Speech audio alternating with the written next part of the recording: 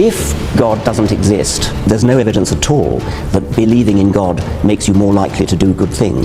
I believe that Muhammad went to heaven on a winged horse. Yes, I believe in God, I believe in miracles, I believe in revelation. I mean, the point here is that let's assume I'm wrong. I'm fascinated by how somebody, a respected, sophisticated journalist in the 21st century, can believe that a prophet flew to heaven on a winged horse. British journalist Mehdi Hasan is known for his sharp political retorts and confidence under pressure. But the moment he stepped into the hot seat with Richard Dawkins, a no-nonsense atheist, he nearly regretted all his life's choices up till that point. And it all started with Mehdi asking one tricky question. But before we begin, kindly subscribe and help us get another sub before the week runs out. It costs you nothing, but it means everything to us. Great, thank you. Let's get into it. I just want to check something. Are you an atheist? For all practical purposes, yes. Nobody can actually say for certain that anything doesn't exist. But I'm an atheist in the same way as I'm an a-leprechaunist and an a-fairyist and an a-pink unicornist. So you're not 100% sure God doesn't exist, but you're sure enough to make it practically... I'm as sure as you are sure that fairies and leprechauns don't exist.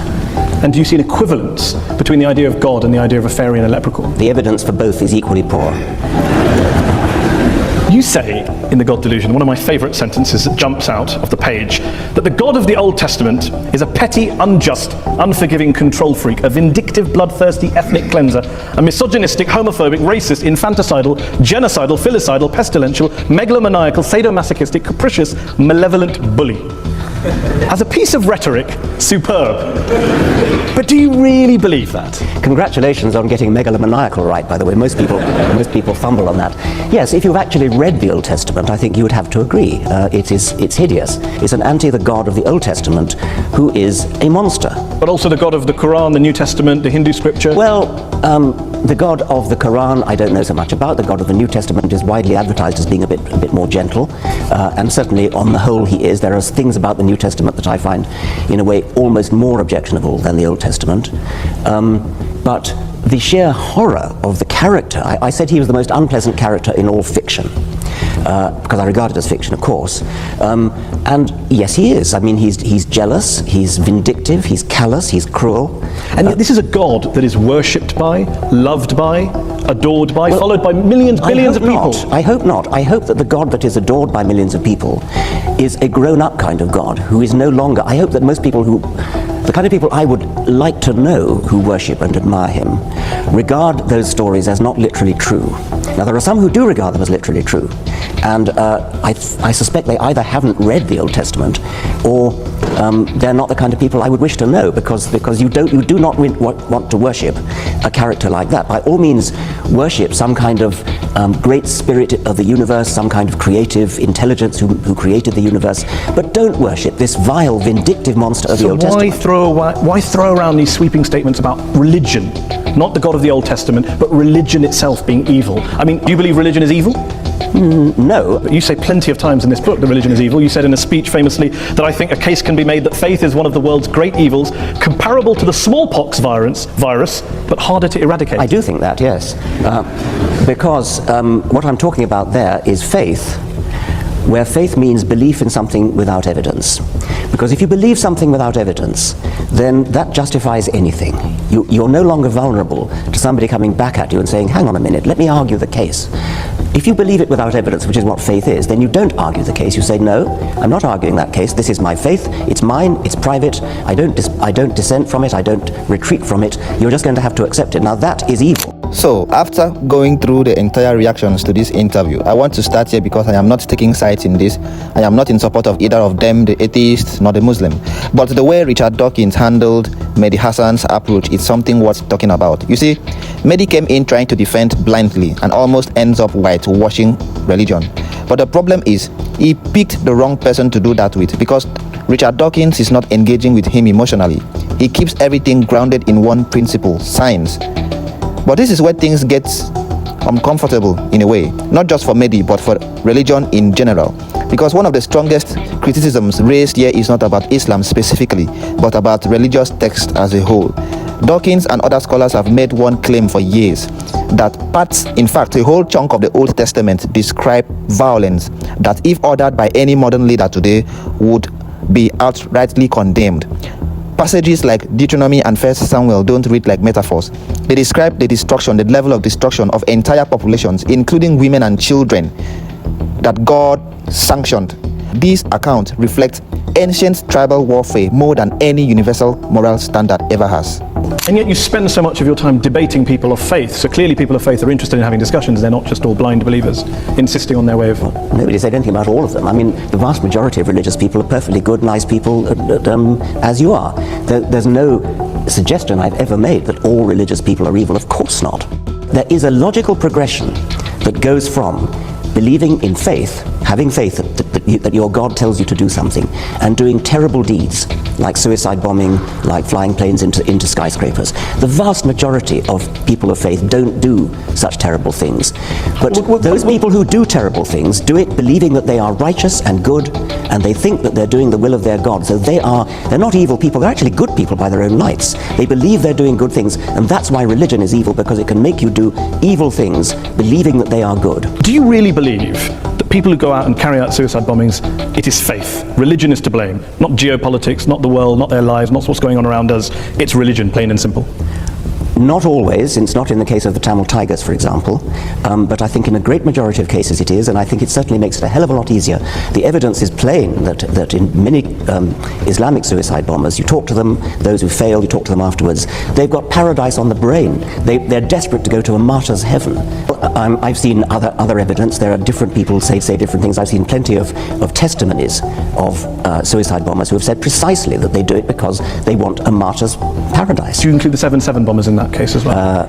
Yes, I believe so. Have you watched their suicide videos?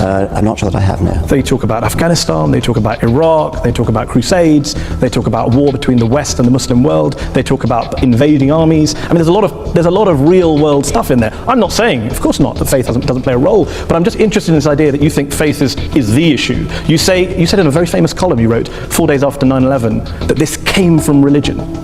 There are enormously good reasons for people to take political action, and this we see in Northern Ireland, we see it in Afghanistan, we see it in Sri Lanka, where the Tamil Tigers operated. So yes, there are political reasons, but the promise of a martyr's heaven, which is, you cannot deny that this is part of Islamic doctrine. Martyrs go straight to paradise. Yes, but not terrorists, not murderers, not criminals. Well, they believe that because they're told it by their imams. But then what about the majority of the world's Muslim clerics and ulama who came out and condemned 9/11 straight Well, I'm afterwards? delighted they did, but they were pretty quiet about it. Here's one thing that really captures the entire exchange. Is it more reasonable to have questions that cannot be answered, or answers that cannot be questioned? That's really the philosophical divide we are looking at here, because atheism, as Dawkins clearly points out, is not a belief system. It's not a cult, nor a doctrine. It is simply a position of non-belief until evidence is provided.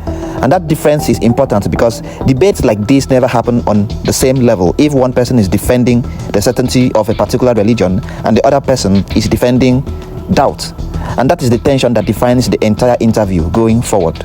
What about the argument that says human beings are prone to violence, they're prone to carrying out crimes against their fellow man? You can blame religion, you can blame politics, you can blame economics, lots of factors, lots of excuses. What I don't get is, why do you only focus on religion? For fairness, why don't you also isolate the other factors? There are lots of other factors, and I'm quite happy to say that, yes. There are lots of, if you look at the wars of history, some of them have been about religion, plenty of them have not been about religion. I never said religion is the sole cause of wars and violence.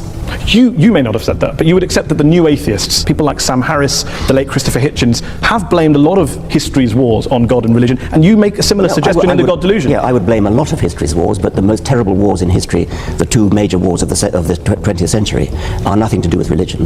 You accept that point? Yeah, of course. And the Cold War and Vietnam? Yes, I would, of course, yes. So when you have a situation where some of the world's worst crimes were carried out not by believers, how then does that square with your idea that it's religion that causes good people to do bad things, it's religion that's driving violence, your original statement against religion at the start of this? Dogmatic belief in something like religion, or something like Marxism, or something like Nazism, these are all, or indeed patriotism, I mean, my country right or wrong, these are all pernicious beliefs which can drive people to do terrible things. And in the Second World War, Hitlerism was driven by racism, by a sort of sub-Wagnerian pagan religion which Hitler revived. Stalin's atrocities were motivated by a dogmatic belief in Marxism. And atheism. Stalin happened to be an atheist, but he was never motivated specifically. The Soviet Union was not based on scientific rationalism, on the elimination of religion and God? Stalin persecuted the church. Stalin persecuted just about everybody. Are you saying that the Soviet Union, the leaders of the Soviet Union, were not driven by a hatred of religion and a belief that science and human progress and materialism was the way forward? They believed that materialism, science, human progress, those are kind of there was a Marxist slant on those words, and they were hideously misused. Mao Zedong, when he invaded Tibet, told the Dalai Lama that religion is poison. The subtext to the late Christopher Hitchens' book was religion poisons everything. Can you blame people of religion for saying, hold on, we've heard these ideas before, that religion poisons everything and it leads in one direction? It's an incidental fact that Mao Zedong and Stalin happened to be atheists. They incidental, it wasn't core to communism. I think it was not core to communism, no. So when Karl Marx was talking about religion being the opiate of the masses, that was just a throwaway line? Yeah, I mean, that was an out of context statement. I mean, what on earth do you think that's got to do with atheism? I don't know. Let me put a statement in context to you. Albania, one of the world's worst dictatorships, tyrannies that we've seen in the last 100 years. Article 37 of Albania's communist constitution declared, quote, "The state recognizes no religion and supports atheistic propaganda in order to implant a scientific, materialistic world outlook in people." What do you think you're saying? I mean, that's an appalling thing to say. Of course it is. Why is that an appalling thing to say? What do you disagree with in that statement? Why would I want to support atheistic propaganda? I support science and truth. But you don't support spreading atheism. I support spreading science and truth. If that happens to be atheism, I support it. I'm not going to start bullying people into being atheist. I'm not going to start trying to compel people to be atheist. That was what the Albanians were doing. It's nothing to do with what I want to do. Of course, but you'd like to persuade them not to be believers and become atheists. I'd like to raise consciousness in a gentle, civilized way, using argument. You cite lots of evidence for the bad things religion's done. What I wonder is, if you were being fair, wouldn't you have also included some of the good things that religion's done? My passion is for scientific truth. I don't much care about what's good and evil, actually. I care about what's true.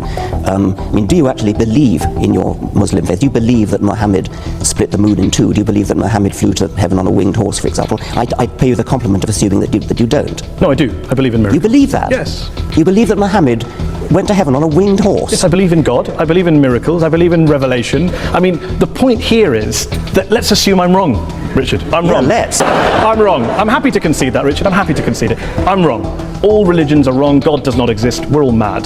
The issue is we exist. We've existed for a while. I think even Christopher Hitchens said, and you've said in your writings, we're not going anywhere. So my question to you is, why not acknowledge, for example, the good things that religion has done? Do you accept that religion has done good things, despite all of our mad beliefs and our miracles? Notice how Mehdi becomes overtly defensive after admitting his belief that Muhammad flew to heaven on a white horse. Let's forget about the absurdity of that for a minute, but he even gets aggressive at moments, and that actually reinforces Dawkins' position rather than challenging it. Mehdi seemed to be out of his depth. He is extremely sharp in politics and human rights. Let's give that to him. That is his lane. But over here, defending supernatural claims without the same critical framework makes him look unprepared and dawdy. And when someone who usually argues with evidence switches to faith-based certainty, people notice that uncomfortable switch immediately. That individual religious people have done an enormous number of good things. Not driven by religion. Well, I mean, who knows? Very mean-spirited. You won't give any credit at all Take to somebody like many scientists, Martin Luther King, for example. Reverend Martin Luther King. Yes. Obviously, he was a cleric. I imagine that fed into the good things that he did. Plenty of other things. He was a great admirer of Gandhi, and he was a great admirer of non-violence. He was a brilliant and wonderful, great man. Would you disconnect MLK's non-violence and Gandhi's non-violence from their very strongly held religious beliefs? They didn't.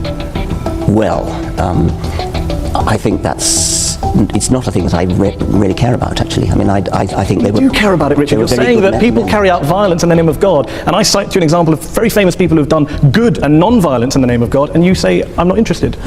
If God doesn't exist, then doing something good in his name, it's great that something good gets done, but there's no evidence at all that believing in God makes you more likely to do good things. I can't see any noble, logical connection between being religious and doing good things. Let's concede that God does not exist.